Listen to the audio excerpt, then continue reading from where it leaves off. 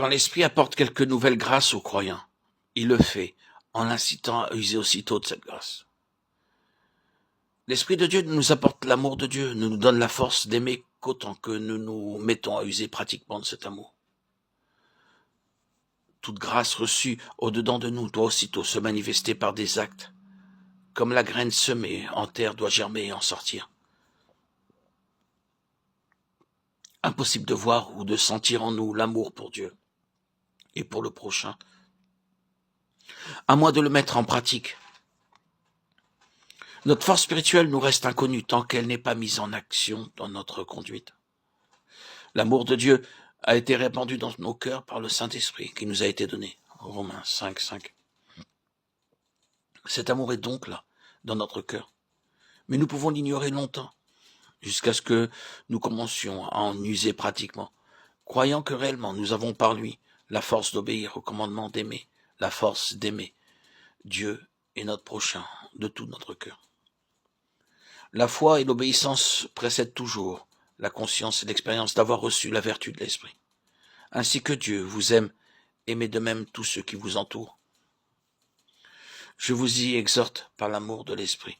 Romains 15, 30. Comprenez bien quel est l'équilibre à garder entre ces deux faces de la vérité.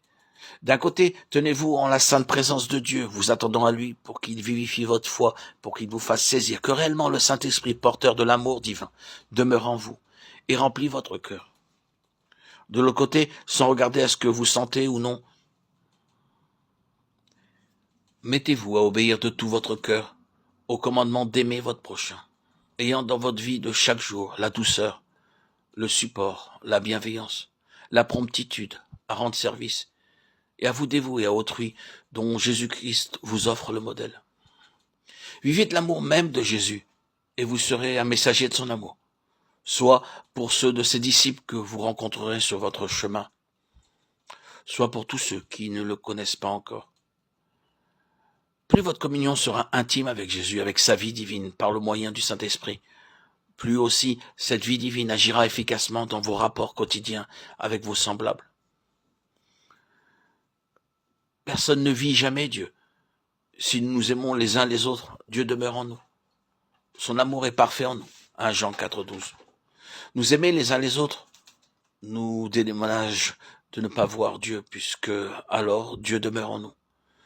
Nous n'avons point ici à nous demander si notre prochain est digne d'être aimé, car l'amour de Dieu, soit pour lui, soit pour nous-mêmes, s'adresse également à des indignes.